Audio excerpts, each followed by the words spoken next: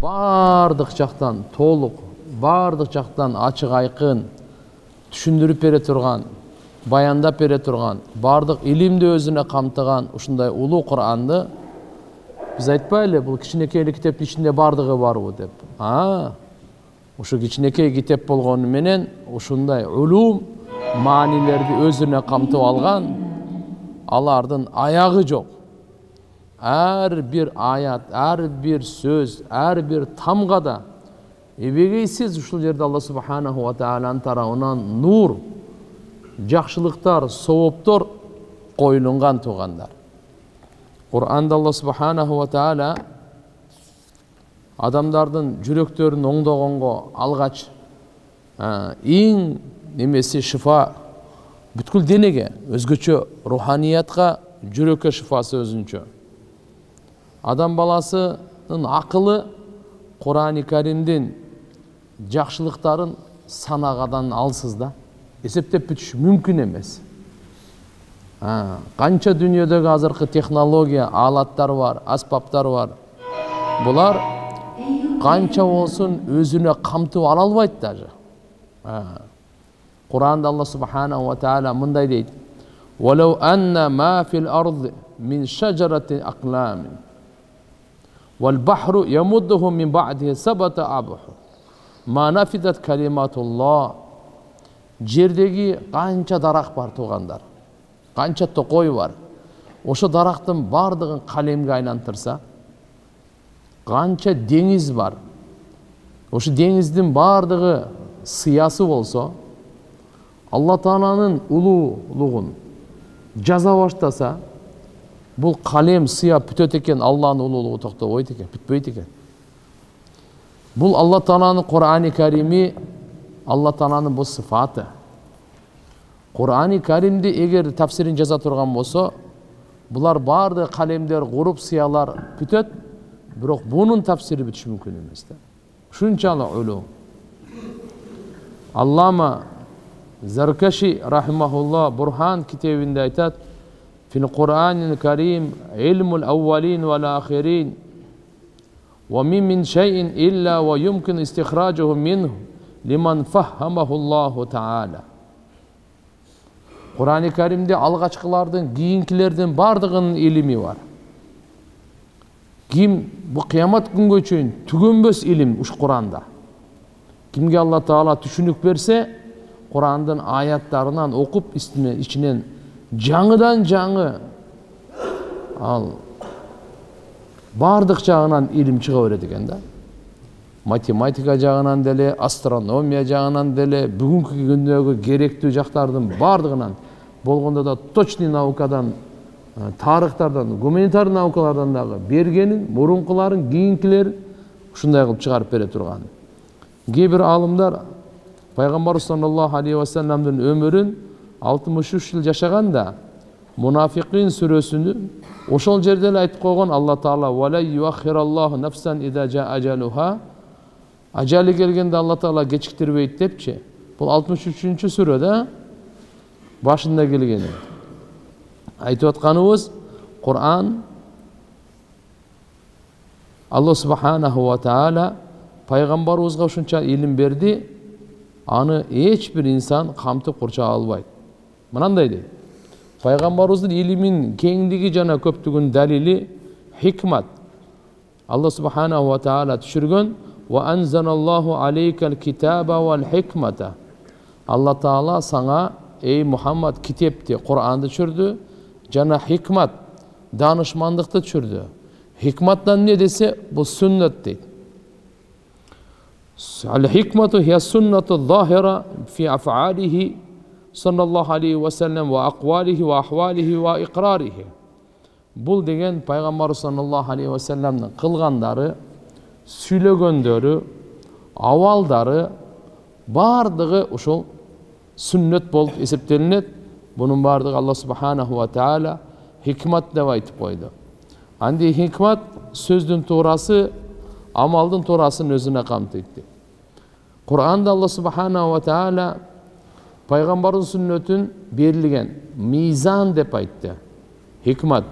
Allahu lezi enzelel kitabe bil hak vel mizan. Allah Taala düşürdü kitapti hakikat menen. Kur'an-ı Kerim hakikat kitap. Vel mizan taraza. Ve ma yudrika la'alla sa'ata qarib. Sen bilbeysin mi? Kıyamet yakın ekenin. Kıyamet yakın. Vel mizan, bu mizan da kitapka yakın aytkanı, bu Peygamber sallallahu aleyhi ve sellem'den sünneti, süykümdü hikmeti, ve enzelallahu aleykel kitabe vel hikmet dep al jakta özünçe kelip atat. Antkeni Kur'an geybirin tafsirlөөчү. Emne üçün uşunday dep aytты dese, mizan mындай eken. Li'annaha mizanul aqwal vel af'al vel ahwal. Allahu akbar. Бүткүл адамзаттын сөзүн Пайгамбарыбыз sallallahu aleyhi ve sellem'den sözüne tartılат eкен. Бүткүл адамзаттын кылган амалдарын, ахвалдарын Пайгамбарыбыз sallallahu aleyhi ve sellem'den mizamına tartılат. Мындайча айтканда, Пайгамбарыбыз sallallahu aleyhi ve sellem тараза. Адилеттүүлүктүн таразасы. Sözünde dagы, kılgan işlerinde dagы, awaldarda dagы, bardığında Peygamber sallallahu aleyhi ve sellem Allah Taala ушундай тараза кылып берип койгон да. Ölçey turganga. Demek bizdin sözümüzün salmagı Peygamber sallallahu aleyhi ve sellem'den süylөгөн таразасына ошо канчалык layık келсе ошого чейин bağlanат экен да. Awalыбыз dagы, amalыбыз dagы баары. Peygamberimiz sallallahu aleyhi ve sellem adamzatqa standart. Adamzatqa taraza. Oşogo tartat Allah subhanahu wa ta'ala kıyamet günü. Kıyamet gününe çeyin gele turgan insandardığın barın. Em aytat? Fama vafaqal mizan fa huwa sahihun ve racihun ve makbulun ve najihun. Kimdiki oşol tarazaga dal gele turgan bolsa sözü, amalı, avalı anda bul tuğra. Jana üstөмдү, kabul bolgon jana ilgiliktü. Ve ma khalafal mizan Peygamber sallallahu aleyhi ve sellem Allah Taala hikmat, sünnet, mizan tarazanı berdi. Kim uşuga karşı çıga turgan bolsa-çu, oho, fa huwa qabihun ve mardudun. Bul kaytarılgan, jana bul jaman görülgön. Bunun arkasında baktısızlık var. Ayşe radıyallahu anha ne öz aytat? Müslim şerifte gelet. Peygamberimiz mınday degen. Kullu amalin leysa aleyhi amruna fa huwa raddun. Kanday gana amal bolbosun? Kanday gana amal leysa aleyhi amruna. Bizdin buyruğubuz oşo amalga bolboso, al kaytarılat Allah'ın aldında kabul bolboyt degen. Kanday gana çoğ amal alpar, keremettүү dep özüň oyloysun, düşünesin, jok. Peygamberimiz sallallahu aleyhi ve sellem'den amal alıp kelgen amalına dal gelbese, al kabul bolboyt. Anda hiç kanday jakşılık çok. Anda hiç kanday nur, anda hiç kanday bakıt, Allah'ın razıçılığı yok. Allah'ın razıçılığı bir gana Peygamberimiz Muhammed Aleyhisselam sizlerge bizlerge alıp gelgen amalda gana. Düşünün adaşpayla. Oşonda Peygamberimizin amalında gana çektiler. Andan aşıp, andan kemibeyt. Peygamber sallallahu aleyhi ve sellem'den amalı menen Allah Taala'nın razıçılığı çektilet. Anken Allah subhanahu wa ta'ala Peygamberimizge aytdı. To есть bizge aytdı. Wa ma ataakumur rasulu fakhuduhu wa ma nahakum anhu fantahu. Emne nerseni Muhammed aleyhisselam sizlerge berdi mi? Sizler oşonu gana algıla. Emne nerseden sizlerdi tıydı mı? Ana algıla. Berbegende algıla. Bergенди калтырып агыла. Мына биздин жашоо жолдомобуз кайсы сөздү берсе ошону алайлы. Кайсы амалды берсе ошону алайлы. Пайгамбар саллаллаху алейхи ва саллям кандай ишенимди берсе ошону алайлы. Кандай мүнөздү берсе ошону алайлы. Кандай мамилени берсе ошондой алайлы. Кандай ибадатты берсе ошону алайлы.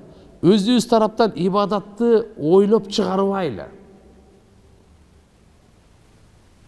Oyçul olup, çok, akıldı olup, çok. Peygamberimizden güçlü oy, hiç kimden oyu olgan emes. Peygamberimizden akılından güçlü hiç kimden akıllı yok. Akıldıların en akıldısı, danışmanların en danışmanı Muhammedur Resulullah bardık jagынан толук өзеле. ар бир айтып аткандай ар бир амалынан нур тугандар. Ошондуктан биз пайгамбар саллаллаху алейхи ва саллям алып келгенден башка нерсени издене турган болсок, кармана турган болсок, же пайгамбарыбыздын алып келгенине үстүнө дагы бир кошумча кылып, андай чыгармачылыктар Алланын алдында өтпөйт. Анткени динибиз толук. Ва анзаналлаху алейкал китаба вал хикма. Алла саңа Кур'анды түшүрдү, жана хикматты түшүрдү дейт. Кур'анды түшүрдү өзүнчө. Жана хикматты түшүрдү. Хикматы эмне? Бул сүннөтү пайгамбар саллаллаху алейхи ва саллям сүннөтү. Бул дагы Алла Тааланын тарабынан берилген бул дагы. Ошо Кур'ани Каримди түшүндүрмөсүн, Кур'ани Каримдин сырлары, Кур'ани Каримдин улум, илим, маарифтерин Алла Таала хикмат пайгамбар саллаллаху алейхи ва саллямга чечмелөө катары, сүннөт катары берген буну. Так что сүннөт дагы пайгамбарыбыздын өзүнүн тарабынан эмес, Алла субханаху ва тааланын тарабынан. Ва ма янтиqu анил хава ин хуа илля вахи юха. Пайгамбар саллаллаху алейхи ва саллям эмнени сүйлөсө, нәпсинин каалоосунан сүйлөгөн эмес, вахи түшүрүлгөн ошонун да тарабынан сүйлөгөн дейт. Мына жерде эмнени тилават кылса деген жок, эмнени окуса деген жок, эмнени сүйлөсө. Сүйлө бул сөз барго жалпы да. Кур'ан жакшы гана сөзгө кирет. Адамдын сүйлөмдүү сөздөрү болсо, жакшы жаман, махлук, халик бардык сөзгө аралашып кетиши мүмкүн. Демек сөз деген бул умум, бардыгын өзүнө камтып турган бардык сөз. Мааниси бар дагы сөз болот, мааниси жок дагы сөз болот. Чай, пай. Чайдын мааниси бар, пайдын мааниси жок да. Туурабы? Темир, семир. Темирдин го мааниси бар. Семир эмне? Жана өзүнүн эмелери бар го мындай. Мындай маани. Кыскасы экөө тең бирок сөз. Мааниси барбы, мааниси жокпу, бардыгы сөзгө кире берет. Ал сөз жакшы сөзбү, жаман сөзбү, бул дагы сөзгө кире берет. Алла разы боло турган сөзбү, наразы боло турган сөзбү, ал да кире берет. Эми билип коюң. Алладан түшкөн сөздөрдүн бардыгынын мааниси бар, бардыгы жакшы сөз, бардыгында нур бар, бардыгында бакыт бар. Мына. Пайгамбар саллаллаху алейхи ва саллям алып келген сөздөрдүн бардыгы ушундай да. Ойлонбой отуруп аткара турган. Ошон үчүн айтат, тилдин ибадаттарынын эң абзели Кур'ан окуу, жүрөктүн ибадаттарынын эң абзели Кур'анга ой жүргүзүү. Мынаке мизан. Абу Дауд жана Термизи шарифте келет, Миқдад радиаллаху анхудан пайгамбар саллаллаху алейхи ва саллям айтат: "Ала инни утитул китаба ва мислаху мааху." Кабардар, кулак салып уккыла. Мага китеп берилди. Жана ошондой китеп менен бирге дагы ошончолук илим берилди. Ва мислаху мааху. Кур'ан менен биргеликте дагы ошондой берилди. Ал не десе ас-сунна. Ал сүннөт болот тугандар. Көпчүлүк алымдарыбыз айтат: "Фа инналлаха таала ата расулаху саллаллаху алейхи ва саллям ас-сунна набавийя кама атахул китаб ва хувал Кур'анул азим." Алла Таала пайгамбарыбызга Кур'ани Карим бергендей эле пайгамбарыбызга пайгамбарчылык сүннөттү дагы тартуулаган тугандар. Байхақи риваят кылат Хасан ибн Атиядан: "Кана Джибрил алейхиссалам янзил ала Расулилlah саллаллаху алейхи ва саллям бис сунна." Джабраил периште пайгамбарыбыз Мухаммад алейхиссаламга сүннөт алып келет эле, кама янзил алейх бил Кур'ан, кандай ага Кур'ан алып келгендей. Демек, тугандар, Джабраил алейхиссалам периштелердин мырзасы, Кур'ани Карим пайгамбарыбызга алып келгендей, сүннөттү дагы пайгамбарыбызга алып келет эле. Юаллимуху ияха кама юаллимухул Кур'ан. Сүннөттү Джабраил периште үйрөтөт эле, кандай Кур'анды пайгамбарыбызга үйрөткөндөй үйрөтөт эле дейт. Бухари шарифте келет Абу Саид Худри радиаллаху анхудан пайгамбар саллаллаху алейхи ва саллям айтты: "Инна актара ма ахафу алейкум." Мен силерге корккон нерсемдин эң көбү ма юхриджуллаху лакум мин баракатил ард. Алла Таала силерге жердин казыналары, берекелерин ачып коет. мындайча айтканда дүнүйөнү ачып берет, байлыкты ачып берет. Ушул жерден силерден көбүрөөк коркомун дейт. Эмне үчүн?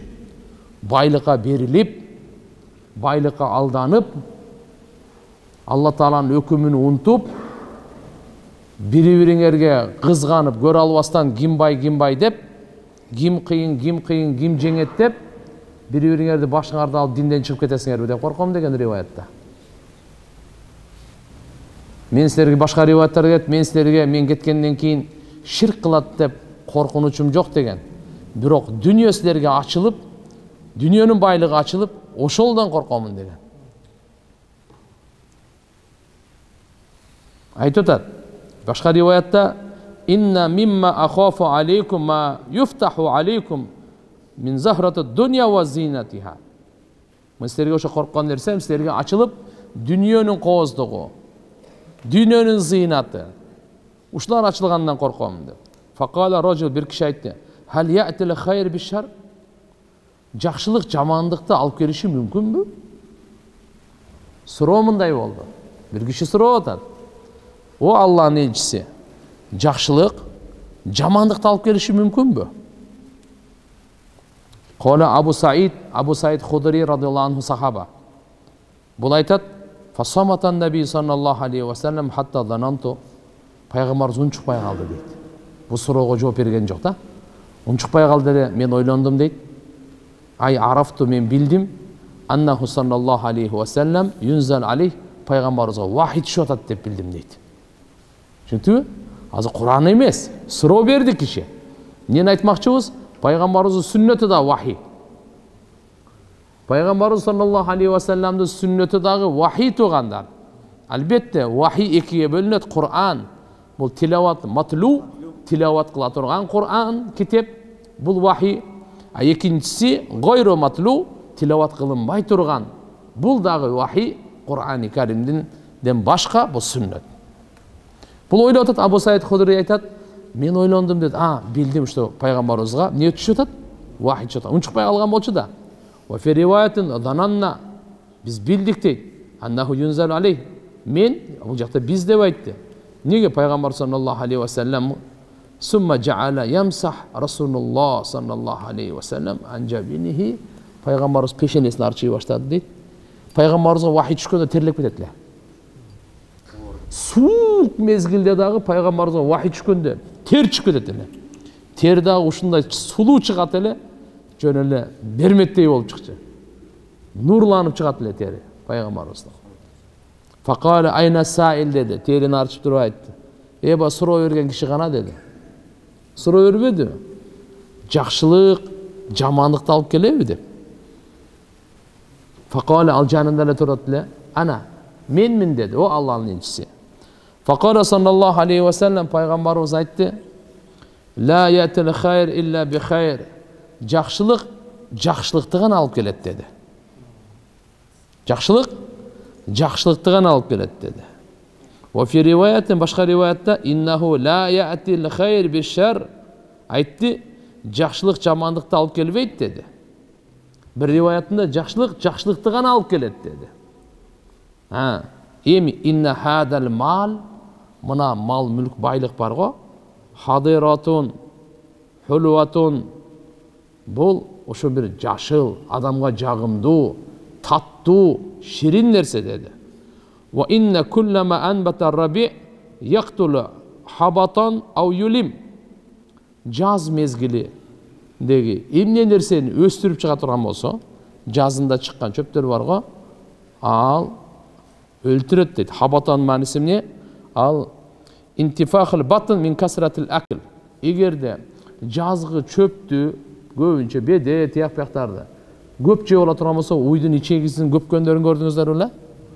Жарылыпчы. Малды да ошондой көп жей турган болсочу, ал сөзсүз зыяны берет.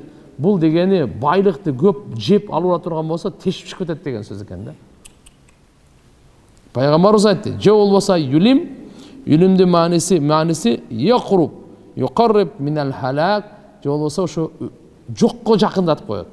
Өлтүрүп коюшу мүмкүн, же болбосо өлүмгө жакындатып коюшу мүмкүн. Илля акирата хадрати акалат. Эгерде бирок аны жей турган өзүнүн ченеми өлчөмүн болсо го анда бир бөлөктү. Көрөсүздөр, мисалы жеп ошо айвандар ичи болсо шишип, кээ бир жерде эртерээк келип калгандар дагы үлгүрүп калат, ал жерге сай берет да желпенин чыгарып берет. Мына үлгүрбөй калганда ошо бойдон эле ал күндү карап эле көз айланып эле ошо бойдон жан бергендей, бул да дүнүйө таттуу, көп жеп алган, сиңире албай жан бергенге туура келип калат дейт.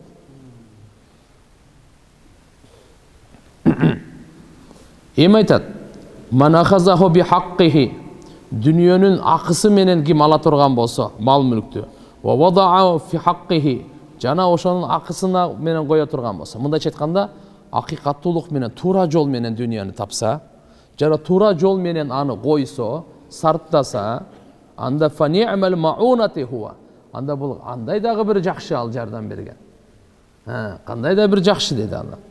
Эми Кудай сактасын, "Ва ман ахазаху би гайри хаққихи", анын акысынан башка туура эмес жол менен алса, анда мындай болуп калат экен: "Кана каллади яакул ва ла яшба", ал жеп тойбогонго окшоп калат дейт. Эми караңыз. Буну пайгамбарыбыз саллаллаху алейхи ва саллям мисал кылып түшүндүрүп берип атканын себеби, дүнүйөгө берилип, дүнүйөнүн ичиндеги бар нерсеге берилип, сокур болуп кала турган болсо дининен жана ахиреттен, топ-топ жана сараң боло берсе, Алланын акысын билбесе, ошо мал мүлктөн текеберленип, бузукулукка кете бере турган болсо, ошонун мисалы ушундай, ал сөзсүз зыян тартат жана жаман болот, аягы бактысыздык менен бүтөт деген сөз.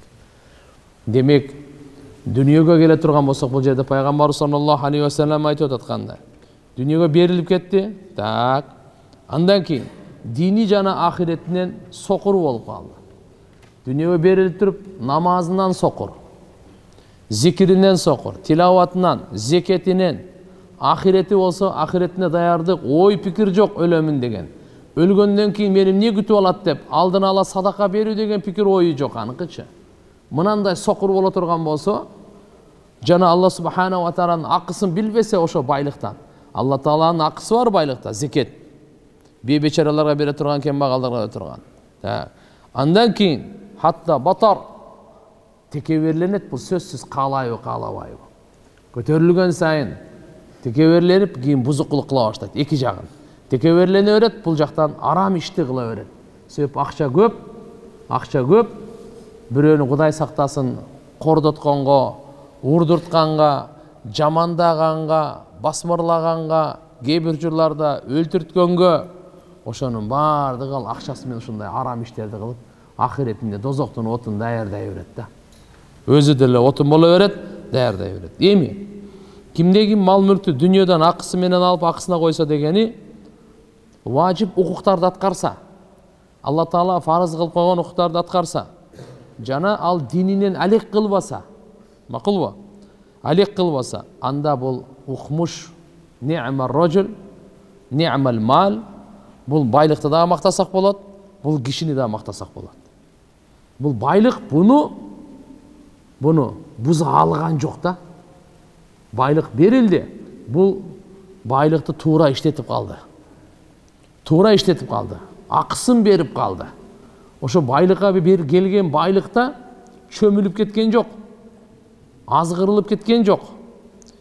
Келген байлыкты Алла Тааладан коркуп, өзүнүн ахиретин курганга иштетип калды.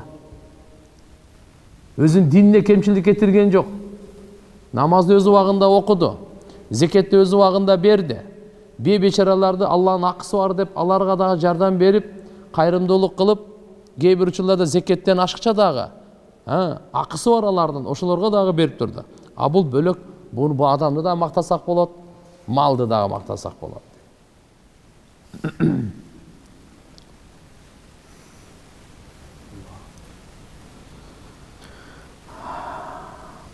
Дагы бир далил Бухари шарифте келет. Я'ла ибн Умайя деген. Бул айтты Умар разияллаху анху. Пайгамбар саллаллаху алейхи ва салламга вахий келген учурда мага көрсөтүңүзчү, пайгамбарыбызды көрөйүн, кандай болот экен деди да. Я'ла деген сахаба. Пайгамбар саллаллаху алейхи ва саллам Жa'рана деген жерде бир топ сахабалар менен чогуу Ошого бараткан эле. Фажааху рожул, бир киши келип калды дагы, я Расулаллах, мындай деп айтты. Кандай деп ойлойсуз? Кайфа тара фи рожул ахрама би умра. Умрага ихрам байлаган. Ва хува мутадаммихун би тиб. Ал атыр сейинип алган. Умрага атыр сейинип алган да. Ушуну кандай деп ойлойсуздар деп пайгамбар саллаллаху алейхи ва саллям фасаката набию саатан фажаахул вахи. Пайгамбарыбыз бир аз убакыт туруп калды, жооп берген жок. Ошондо вахи келди. Баягы айтып атканыбыз, вахи Кур'анга эле эмес, бул сүннөттөгү вахи туугандар. Пайгамбарыбыз бир аз турду, фа ашар Умар, я Али разияллаху анхуга ишарат кылды. Мына эми кара деди. Вахи келип аткан учур ушундай болот деди. Пайгамбарыбыз саллаллаху алейхи ва саллям я Али келди дагы, келсе пайгамбарыбыз бир кийимге чүмкөнүп алган эле. Пайгамбарыбыз ушу башын салыпчы, караса пайгамбар жүзү кызарып кетти. Пайгамбарыбыз башын ылдый мындай кылып аткан экен, бай чүмкүгөндөй кылат го. Ушундай кылып аткан экен башын. Сумма сурри анху, кийин андан мына келген кайфият абал кайтарылды дагы. Пайгамбарыбыз айтты: "Айналлади саала ани умра." Бул умра тууралуу сураган азыркы бала гана маселе сурабады беле деп айтканда, тигини алып келди. Пайгамбарыбыз ага айтты: "Сен ошо себинген атырыңды жуугун" деди.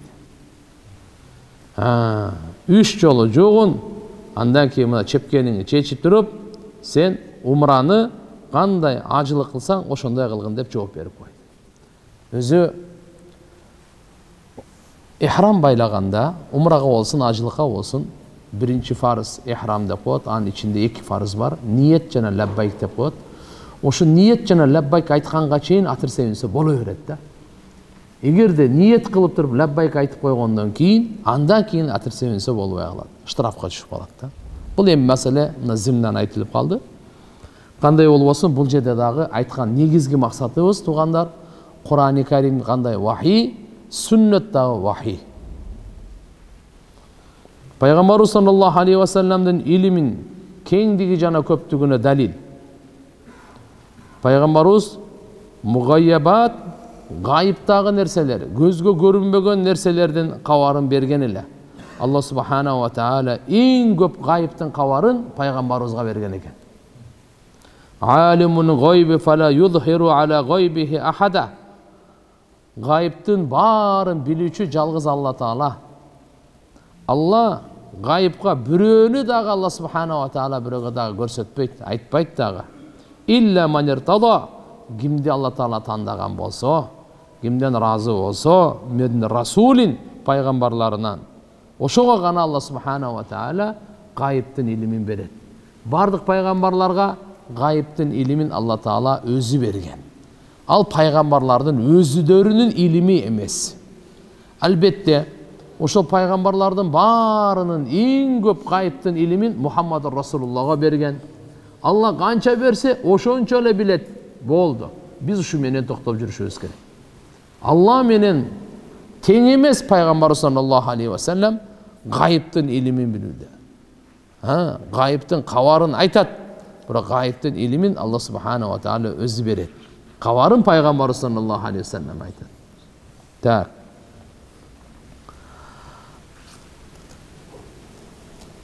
Пайгамбар саллаллаху алейхи ва саллямга жашырылган ошо гайыптагы илимдин бир топ жолдорун сиздерге айтайлы. Биринчисинде пайгамбарыбыздын кабар бергени бадла халк, бул аалам кандай жаралды. Ушу боюнча кабарын берген да. Бул аалам жаралып атканда пайгамбарыбыз жок эле го анда. Пайгамбарыбыз Меккеде келди го. Меккеде төрөлдү го. Пайгамбарыбызга чейин жахилияттын доор өттү го. Андан кийин Иса пайгамбар асманга көтөрүлдү го. Иса пайгамбарга чейин Бани Исраилде миңдеген пайгамбарлар келди го. Канча заман, канча кылым өттү. Муса пайгамбар менен Иса пайгамбардын ортосунда риваяттарда келет 1000 пайгамбар өткөн дейт. Сиз элестетиңиз. Муса пайгамбар барып, нар жагы Якуб пайгамбардын урпактарына. О киши Исхак пайгамбардын баласы, о киши Ибрахим пайгамбардын баласы. Андан ары кетиңиз эми Нух пайгамбарга чейин. Андан кийин ары кетиңиз Адам алейхиссаламга чейин. Адам алейхиссалам бу дүйнөгө келгенге чейин эле Алла Таалам жараткан эле. Бирок ошол бейишти жаратып койгон эле Алла Таала. Бу дүйнөгө түшүрдү, дүйнө андан мурда жаралган эле. Ошол жаралуусун кабарын пайгамбарыбыз берип аткан, каяктан берип атат? Кайсы илим менен берип атат? Пайгамбарыбыз кайсы илим менен берип атат ошолордун бардыгын? Алла бейишти кандай жаратты? Кайсы илим менен берип атат? Кимде илим ана? Дозокту кандай жаратты? Эң биринчи эмнени жаратты? Экинчи эмнени жаратты? Анан асманды кандай жаратты? Жерди кандай жаратты? Качан жаратты? Кантип жаратты? Канча күндө жаратты? Булардын бардыгын махлуктун жаралуусун башындагысын пайгамбарыбыз айтып атканы, бу илимди көрө бериңиз да, канча терең экен, канча кең экен. Hatta dakhala ahlul cenneti cennete. Kaçan jaralgandan tartıp uşunça ilim emi bul jağın kere beriniz. Dünya püttü, andan ki beyişlikler beyişke girip, dozoktuklar dozokka girip, uşuğa çeyin ilimdi verdi da. Uşunun barını ayttı. Bukhari şerifte gelet, Ömer ibn Hattab razıyallahu anh aytat, Qama fina Rasulullah sallallahu aleyhi ve sellem maqaman. Bir jol Peygamber sallallahu aleyhi ve sellem turdu dağı, fa akhbarana an badli halq, mahluktun jaralууsu boyunca sözdü başladı deydi. Mahluklar mınanday jaralgan deydi. Ayta berip, hatta dakhala ahlul cenneti cennete. Beyişlikler beyişke, dozoktuklar dozokka girgenge çeyin aytты deydi. Oşudan jaralgandan tartıp akırkı toçkasına. Başından ayağı, akırkı, birinci başında jaralgandan tartıp, akırı beyişke girip bütöt insandıkı.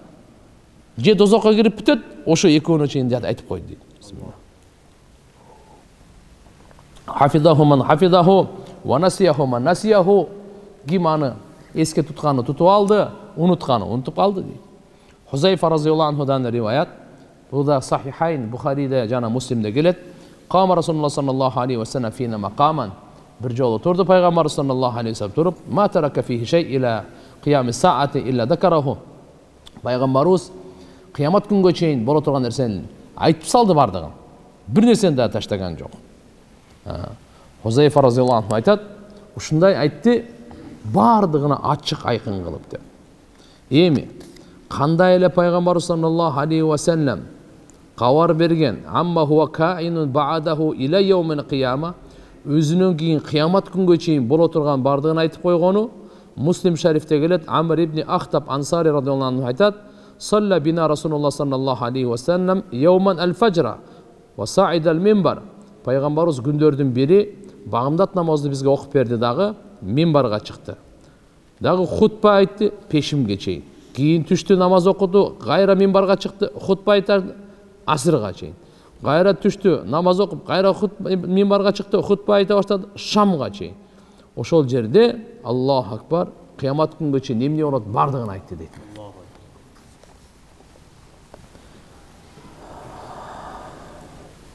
Abu Davud şerifte gelet Huzayfa radıyallahu anhudan aytat. Vallahi Huzayfa radıyallahu anh Peygamberimiz sırdaş ele bilesizler. Özgöçü жалпы sahabalar ança mınça aytpaganın uşu Huzayfaga aytçılar. Vallahi Allah'a ant ma adri anasiya ashabi am tanasaw. Men bilbeyim sawşu men şeriklerim unutup kaldı je jönö biri menen uşunday eме болуп kaldı unutuşup kaldı je kanday. Vallahi ma taraka Rasulullah sallallahu aleyhi ve sellem min qaidi fitnetin ila an tuqtada ad-dunya yablughu man ma'ahu 300 fasaidan illa sammahu lana bi ismihi ve ismi abihi ve ismi kabiletihi. Peygamber sallallahu aleyhi ve sellem oşol gayiptin kavarını aytıp atkanda dünya pütkөнгө çeyin 300 min degen fitnakorlordun dünya gele turgan buzukkulardın liderlerinin atların, atasının atın, ulut urusun atından beri aytkan deydi. Peygamberimizin doğrudan sallallahu aleyhi ve sellem. Azırkı doğru emas. Daha kança yaşayt Kuday bilet, biz bar olabız, bizden keyin kança ne olad? Bu dünya pütkөнгө çeyin. Oşuğa çeyin emi göbele olad, bирок min degen dozokluların orun ala turgandardı. Fitnakorlordun, başçılardın qaidi fitnetin. Mınaki oşoların jetekçilerin, uşulardan kançasını aytkan dedi? 300 fasaidan 300'den aşağırağını aytkan dedi. 300'ден ашығырайын айтқан, илля саммаху лана, бізге ата берген дейді. Емнесін? Би исмиге. Мынандай. Так, ва исми абихи, атасы мындай. Атасының аты мындай. Ва исми қабилати, қабиласы мындай. Урус улуты мындай деген. Бардығын. Қандай пайғамбар саллаллаху алейхи ва саллям қияматтың кішінекей белгілерін, орта, чоң белгілерін айтқанда әлі, қияматтың авалындағы айтып қойған. Қияматта ахуалы қандай болады? Барзақтың авалын айтып қойған. Бейіштің авалын, дозоқтың авалын айтып қойған. Ал жердегі іштердің бардығын тафасилдерінен бері айтып қойған. Бұл деген пайғамбарымыздың илими ушунчалық терең, ушунчалық кенен, ушунчалық көп. Алладан башқа ешкім білмейді Мұхаммад алейхиссаламға Алла Тағала қанша илім бергенін. Мыналардың барды. Мақлуқ тияқта башталды ал жақта айтып бітті. Емі қияматқа шейін айтты. Қияматтан кейінгісіндағы айтып салды. Елестетсеңіз, қайсы илім? Қандай илім бұл? Аламдан қабар бергені, Ми'ражға шыққаны. Пайғамбар саллаллаху алейхи ва саллям иля самауати саб, 7 асманға. Әр бір асманда емне бар екенін, кім бар, кімменен жолыққанын айтып кетті. Әр бір асманында. Пайғамбарлармен жолыққанын Сидратыл Мунтаха деп қойады. 7-ші асманның үстінде Сидратыл Мунтаха деп қойады. Bir Sidra деген өзі бір дарақ екен да. Мунтаха адамдардың амалы ошол жерге барып тоқтайды. Бұл Сидратыл Мунтаханың бұтақтары 7-ші асманда. Тамыры 6-да. Ушундай чоң дарақ. Ошол жерге адамды бенделердің амалдары ошол жерге көтеріледі, ошол жерден авалдар түшіп тұрады. Мунтаха деген ошол чеги ошол. Бенден амал. Андан ары қандай системада жүреді, Алладан башқа ешкім білмейді. Ошо дарақ жалбырақтарына, субханалла, ушундай өңді жалбырақтар, ушундай үндер, дооштор чыгат. Пайғамбар саллаллаху алейхи ва саллям айтат, андай өң бұл дүйнөдө жок, андай үн бұл дүйнөдө жок дейт. Сидраты Мунтаханыкычы. Ан жердеги ажайиптерди көргөндөрүн айткан, айтып келем. Пайғамбар саллаллаху алейхи ва саллям алам, арш аламын Алла айтып берди. Арштың кенендигин айтып берди. Аллаху акбар. Абу Зар разияллаху анхудан риваят Пайғамбар саллаллаху алейхи ва саллям сурады да, курси деген не dedi. Мындай караңыз да, биз өтө кичинекей махлукпуз. Жердин үстүндө жашап атканчы, өтө кичинекей махлукпуз. Ушул биз сыймыктанган, жерибиз бар, деген жерибиз бар го. Биринчи асмандын алдында вообще кыпын да. Чет мамлекетке барып Кыргызстанды айтсаң таппай жүдөйт. Кыргызстан, сен Курдистан дейт. Кандай немесин сен деп. Чарчап түшүндүрө албайсың. Анан айтасың, Кытайды билесиң, мен ошонун жанында. Деп. Чын. Чет мамлекеттерди таппай. Эми азыр кичине биле баштады, биз дагы даңкыбызды чыгардык да, ар нерсе кылып. Атыбызды чыгардык да. Тааныбасаңар, мынасыңар. Кыргыздын жакшы сөзү бар. Не дейт, жер өртө, атың чыкпаса жер өртө. Бисмилла. Кудайга шүгүр, бүткүл дүйнө бизди билет азыр. Жакшы жагыбыздан билсин. Айта турганым, бул жер бар го, биринчи асманда кыпын да. Ушу жердин үстүндө Кыргызстанды таппайсың, Кыргызстанды карасаң Бишкекти таппайсың. Бишкекте Кашкар менен Ишкаяк деген Кудай билет. Анын ичинде мен кайерде турам мен билем. Бул биринчи асман, бундайдан жетөө бар таксыр. Ар бир ушундай тем тиягы эми. Адамдын акылы сыйбай турган да. 7 асмандын үстүндө кыскасы айта турганым курси бар. Курси деген пияздай элестетиңиз, пияз. Кабыктары мындай го. Капуста пиязды бар го, пияздыкы. Көбүнчө пияздыкы оңураак да мындай. Алсаң кайда, капустанка калыңыраак жүдөтөт. Бул сый да пияздык. Кудду ушундай ар бир асман кийинки асмандын астына ушунуп кете берет. Анан ушунун баардыгын өзүнө камтып алган курси да. Курси деген Алланын махлугу бар. Ошол тууралуу Абу Зар разияллаху сурады эле, пайгамбарыбыз айтты курси боюнча. Валлази нафси биядихи мас-самавату саб вал ардуна саб индал курси илля халкатин كحلقة ملقاة في أرض فلات وإن فضل العرش على الكرسي كفضل فلات على تلك الحلقة. الله أكبر. Bu jeti jer, jeti asman бар го, пайгамбарыбыз ант менен айтып атат да. Ушул курсинин алдында чоң бир чөлдө бир шакекти ыргытып берсеңиз, ошондой болуп калат экен да. Ушунчалык кичинекей болуп калат экен. Ал эми арштын алдында курси, ошо баягы чөлдөгү шакектей болуп калат дейт да. Бул пайгамбарыбыз бул илим каяктан берилди? Микроскоп мененби? Же телескоп мененби? Телескоп жетпегенге, микроскоп жетпегенге пайгамбарыбыздын акылы жетип барын айтып койгон да. Микроскоп көзү жетпегенде дагы пайгамбарыбыз айтат. Телескоптун күчү жетпегенде пайгамбарыбыз айтат. Алейхиссалату вассалам. Пайгамбар саллаллаху алейхи ва саллям арш боюнча айтып бергенде, анын кандай чырактары бар, кандай аалам, кандай чатыр көлөкөсү бар, кандай түркүктөрү бар арштынчы. Кабайым. Бисмилlah. Ошодон бери айтты, кандай казынасы бар, казыналары бар. Айтат го мына. Аятал курси амана расулулlah. Арштын казынасынан келген дейт.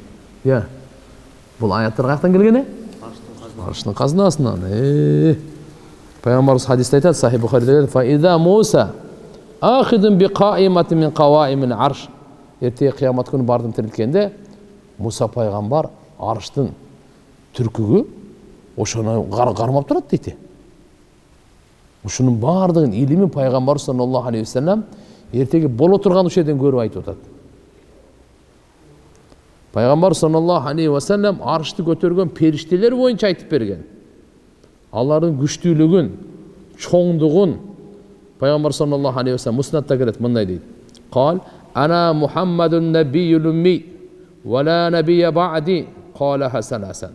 Мен Мухаммад пайгамбармын, уммиймин. Менен кийин эч бир пайгамбар келбейт деп 3 жолу айтты дагы, анан айтты. Утиту фаватихал калим ва хаватимаху ва илмту лакум хазанатун нар ва хамалатул арш.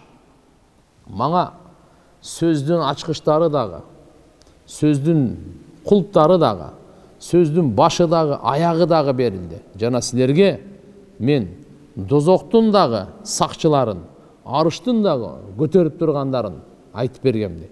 Ушундай илим берилди мага дейт. Эми караңыз. Абу Дауд шарифте келет.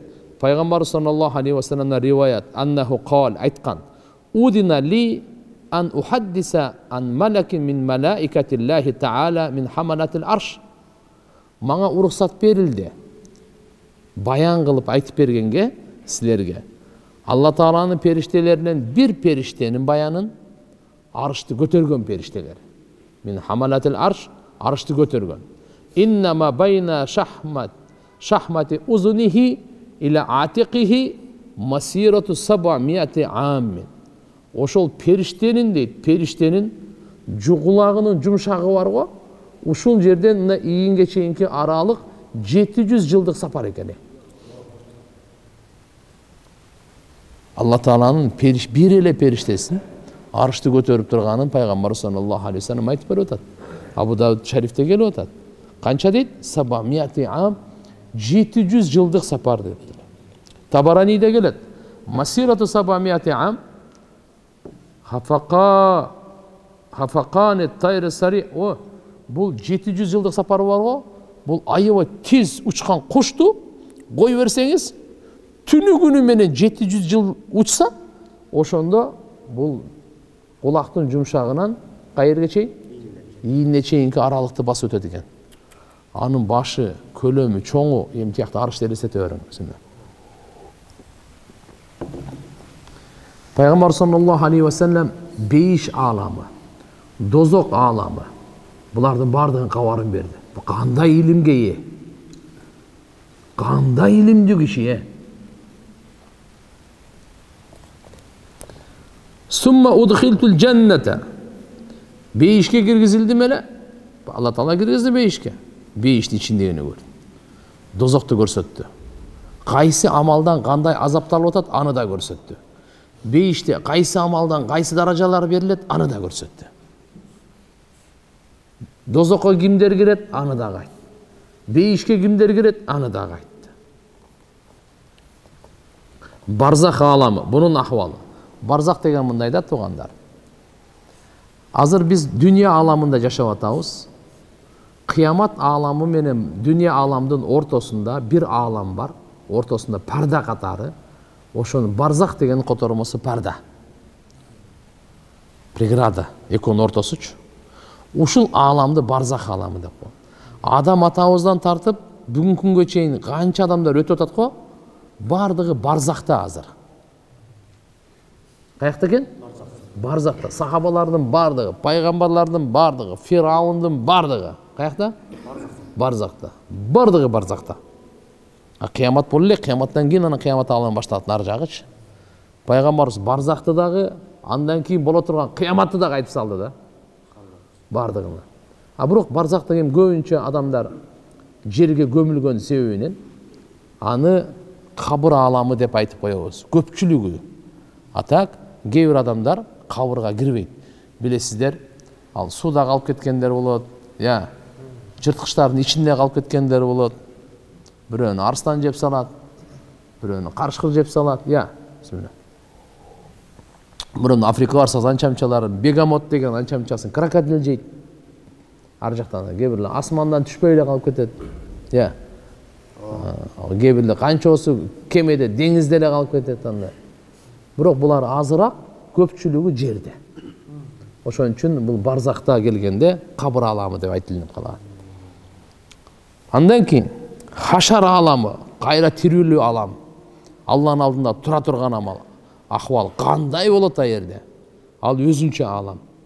Кечели балдар суроо берип атат эле, бул түштө адам өзүн көрсө болобу? Ал совсем башка алам. Түштө өзүн эмес, өзүн өлүп калгандыр көрүп өзү ыйлап атпайбы? Асманга учуп. Өзүн кайсы көз менен көрүп атат аны? Арзыл алам деп коет. Аламил арз бул. Башка алам бул. Хауз аламы башка. Хисап, мыйзан, пил-сират. Аллах, пайгамбар саллаллаху алейхи ва саллям ушулардын бардыгын айтып салбады. Канча илим? Бу илимдин баарын ким билдирди? Ким берди буга? Пайгамбарыбыз бир китеп окуган эмес. Бирөөдөн жазганды да үйрөнгөн эмес. Бир китеп окуган эмес. Бир китеп окуган эмес. Алипе барбы? Жок. Бир китеп окуган эмес. Плюс-минус эчтеке окуган эмес. Бирок Алла Таалам ушундай берди, ушунун аты мужиза деп коет. Эмне деп коет экен? Мужиза. Ана, ушунун аты мужиза деп коет. Алла Субханаху ва Таала ушундай берди китепти, Куранды. Ал менен кошо ушунча илим берди. Мынанын бардыгын айтып. Пайгамбар саллаллаху алейхи ва салламга Алла Таала ал-авалимун улия улуу аламды дагы көрсөттү да. Ал жердеги малаул а'ла минал ихтисам хаула al-каффарат ва даражат ва таджаллатаху al-ашья кулла. Тирмизи шарифте келет, Имам Ахмадта да келтирет, экөө тең. Пайгамбар саллаллаху алейхи ва саллам айтты: "Инни кумту минал лейл." Бир жолу мен түнү турдум дейт. Пайгамбарыбыз айтты. "Фа саллайту ма куддира ли." Алла Таалам канчалык мүмкүнчүлүк берсе, ошончолук тахажжуд намаз окудум дейт. Фанасту фи салати, намазда уйку сурап кеттим дейт.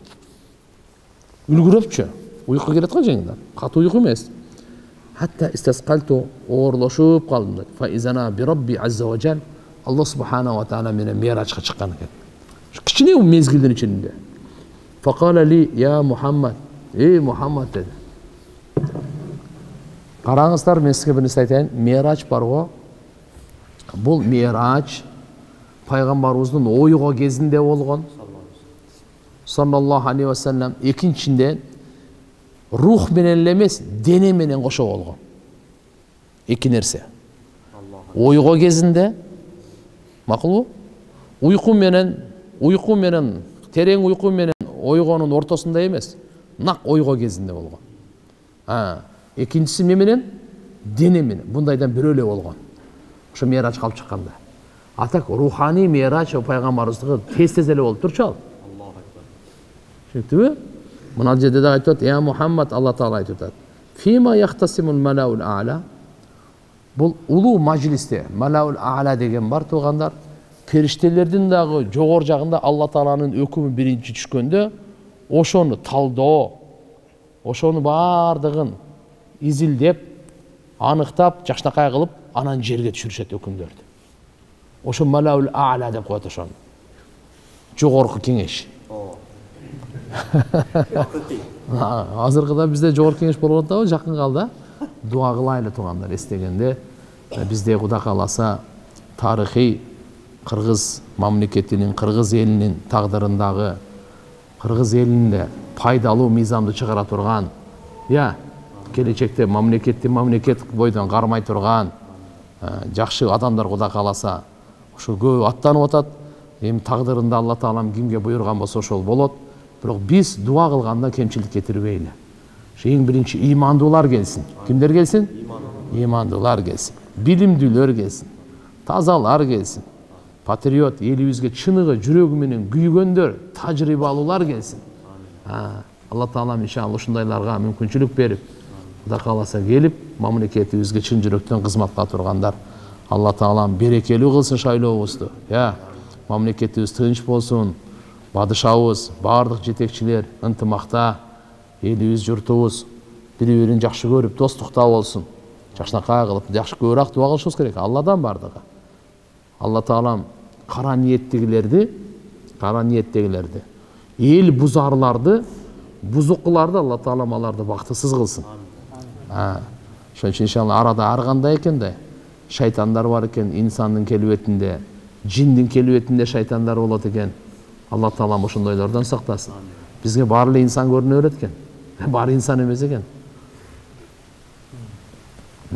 Не деди? Ошол малаул а'ла. Улуу. Ошол жакта периштелер эмне жөнүндө тартышып атат, талашып тартышып атат дегенде пайгамбарыбыз айтты: "Ла адри", мен билбеймин деди. Ва фихи Алла субханаху ва таала ушуда анна Аллах таала афада аля наби саллаллаху алейхи ва саллям улум, илимдерди пайгамбарыбызга тартуулады. Хатта кал пайгамбар саллаллаху алейхи ва саллям айтты. Не деди? Биринчи мен билбейм дебеди беле. Ал жакта эмне болуп атат экен? Бул арш парш эмес, о совсем жогору да булар. Малаул а'ла. Анан фатажалла ли куллу шей ва араф, бардык нерсе ачык айкын болду пайгамбар саллаллаху алейхи ва саллямга. Бардык тажаллияты көрсөттү, бардыгын билди. Риваятында келет: "Фаалимту ма фис самават ва ма фил ард". Алла ушунчалык илимин төгүп берди, асманда, жерде эмне болуп атканын бардыгын билдим дейт да. Асмандарда, жерде эмне болуп атканын билдим дейт. Табаранидин риваятында келет: "Фаалламани кулла шей". Алла Таала мага бардык нерсени үйрөттү дейт. Ва фи риваятин лаху, Табаранидин бир риваяты экен: "Фама саалани ан шей илля алимту". Алла субханаху ва таала мага бардык нерсени үйрөттү, эмнеден гана. Анан не деди? Сумма кала ли, кайрадагы Алла Таала айтты пайгамбарыбызга: "Я Мухаммад, фима яхтасиму малаул а'ла". Ол жогорку улуу периштелер эмне тууралуу талашып тартышып жатышат деди. Биринчиси эмне дедиле? Ла адри, билбейм дебеди беле. Андан кийин Алла Таалам улум, илимдерди эмне кылды? Тартуулады. Андан кийин сурап атканы: "Культу", пайгамбарыбыз жооп берип калды уже. Илимди берди. Айтты: "Фил каффарат ва даражат" деди. Алар адам баласынын, бенделердин күнөөлөрү эмне себептен, кайсы амалдар аркылуу кечирилет, ошолор боюнча тиякта талкуу болуп атыптыр да. Экинчиси даражалар боюнча талкуу болуп атат дейт. Кандай даражалар? Бенделердин даражалары кайсыдан өсөт? Макулбу? Бенделердин даражалары кайсылары аркылуу күнөөлөр кечирилет? Буну каффарат деп коет. Кайсы амалдар аркылуу алар көтөрүлөт? Буларды даражат деп коет. Пайгамбар саллаллаху алейхи ва саллям ошолорду алып келип анан бизге берип атпайбы? Тугандар. Алып келип анан бизге тартуулап атпайбы? Не деди? Мынаке. Башка риваяттарда келет, субханаллах. Каффарат алгайсы десе: "Машил aqdam илал жамаат". Жамаатка жөө басуу. Мына каффараттар боюнча. Жамаат 5 вакыт намаз бар го. Ошол жерде кайсы мечитте, же болбосо кайсы намазканада жамаат менен намаз окуп атса, барып окуш керек да. үйдө окуп же болбосо жашырынып бир жерде офистерде эле окуп жүрө бербей, Кудайым мындай бердиби?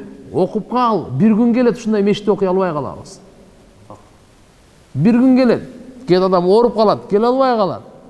Кээде совсем бул дүйнө менен коштошконго туура келип калат. Ошо ойдон болду, бул көрбөйсүң сен Кашкарийди. Я. Туура? Алла Тааламыз бир күн бизге жашоо берди, шүгүр. Так, ден соолук берди, өзүнчө шүгүр кылайлы. Болбосо жашоо бар, ден соолук болсо да келе албайсың да. Жашоо бар, Кудайга шүгүр келдик. Ден соолук бар, келдик. Амандык бар. Не бар?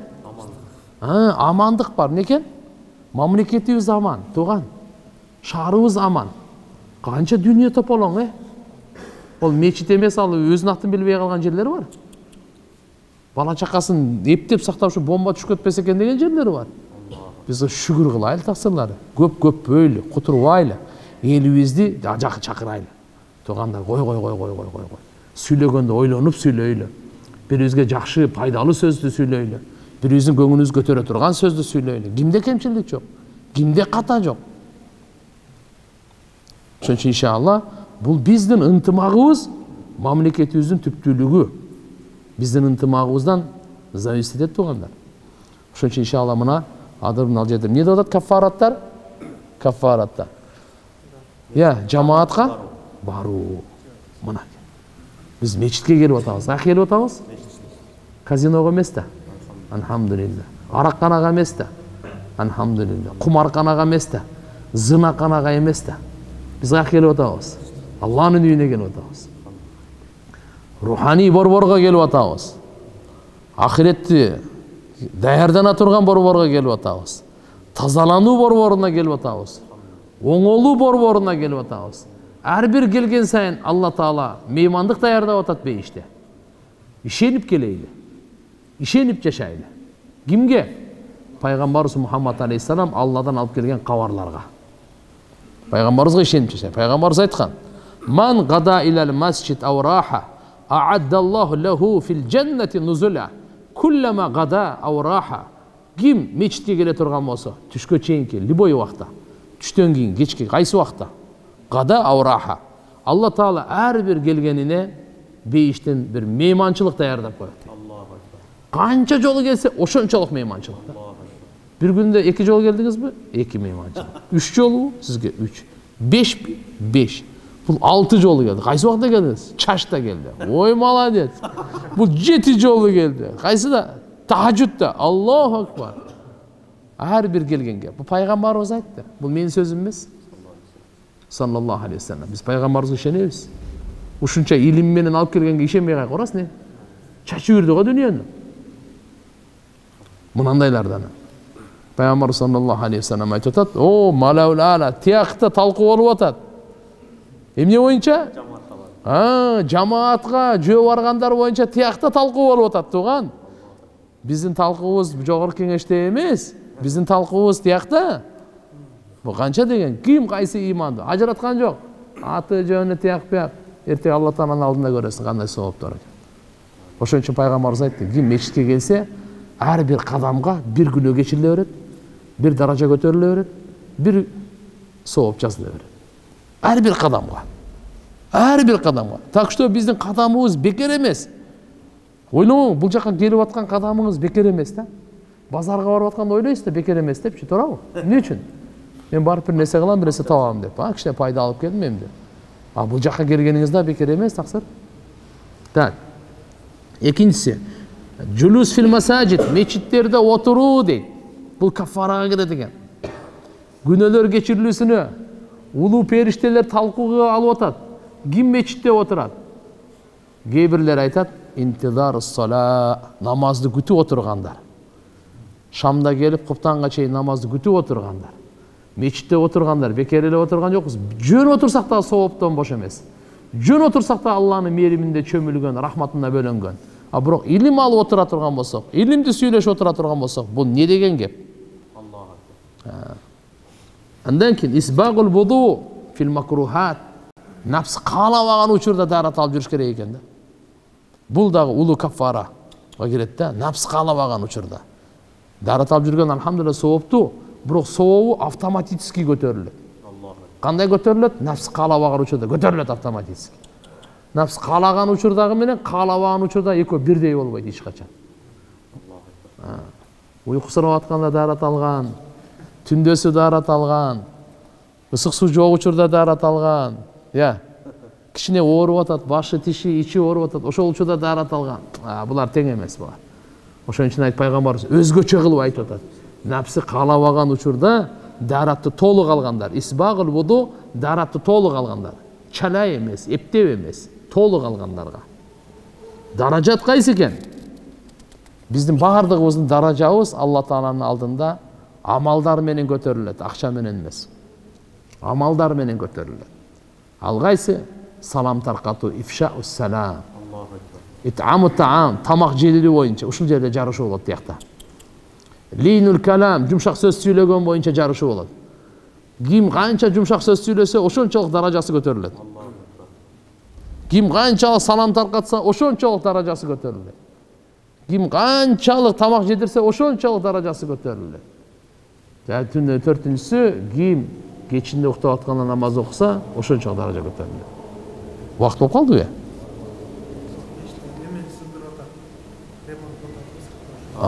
Что-то. Все. Сіздер қандай десеңіздер. Ошол хадистеги анан кийин дуа келет тугандар. Аллахумма инни ас'алука фи'лал хайрат. Пайгамбарыбыздын берекелүү тилинен чыккан дуаларды үйрөнөйлү. Ошол дуаны кылганга дагы аракет кылайлы. Анткени пайгамбарыбыз Мухаммад алейхиссалам айткандай, бул вахий эле, дуалары дагы вахий. Пайгамбарыбыздын тилинен чыккан берекелүү дуанын нурлары бүткүл адамзатты топтосоң, андай нур жок да. Ошон үчүн пайгамбарыбыз кандай деп айтса, ошондой дуанычы кылганга аракет кылышыбыз керек да. Аллахумма инни ас'алука фи'лал хайрат. Я Алла, мен сенен нени сурайм? Жакшы иштерди кылганды сурайм. Ва таркал мункарат, жаман иштерди таштаганды сурайм. Ва хуббал масакин, бейбечараларды жакшы көргөндү сурайм. Ва антагфирали, мени кечиргениңди сурайм. Ва тархамани, мага райымдуулук кылганыңды сурайм. Фа иза аратта би ибадика фитнатан, качан сен бенделериңе бир фитнаны эгерде каалап кое турган болсоң, фахбидни илейка гайра мафтунин. Анда фитнага учуратпай эле мени өзүңө алып кеткин деген. Бул пайгамбар саллаллаху алейхи ва саллям уруду. Ошон эле уландысында ас'алука хуббака ва хубба ман юхиббука ва хубба амалин юқаррибу иля хуббика деген дуа. Караңыз, кандай дуа. Я Алла, мен сенен сенин мухаббатыңды сурайм. Нени сурайм? Мухаббатыңды. Я Алла, сени сурайм. Я Алла, сен мени жакшы көргүн деген сөз да. Сенин мухаббатыңды сурайм. Менин жүрөгүмдө Алланын мухаббаты болсун. Кимдин мухаббаты болсун? Куранда Алла айткан: "Валладина аману ашадду хуббан лиллах."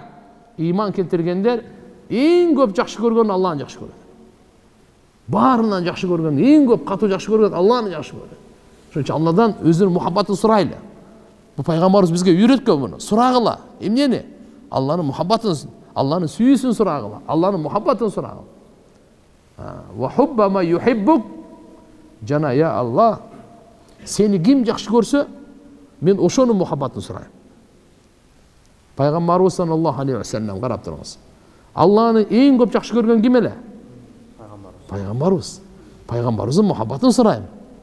Эми Алла Тааланы ким жакшы көрсө, я Алла, мен дагы ошону жакшы көрөйүн деген сөз. Андан кийин ошо демек имандуулардын мухаббаты деген. Жана амалдын мухаббаты. Кандай? Юқарриб иля хуббик, сенин мухаббатыңа жакындата турган амалдын мухаббатын сурайм. Демек бир амал кылганымда мен ошону сүйүп кылайын, жакшы көрүп кылайын. Сенин мухаббатыңа жакындата турган амалды не кылып кылайын? Жакшы көрүп кылайын. Кыйналып, кысталып, нафсим каалабай, көңүлүм тартпай эмес, кызыгып, умтулганга аракет ошого кылайын. Суроолорго жооп берели.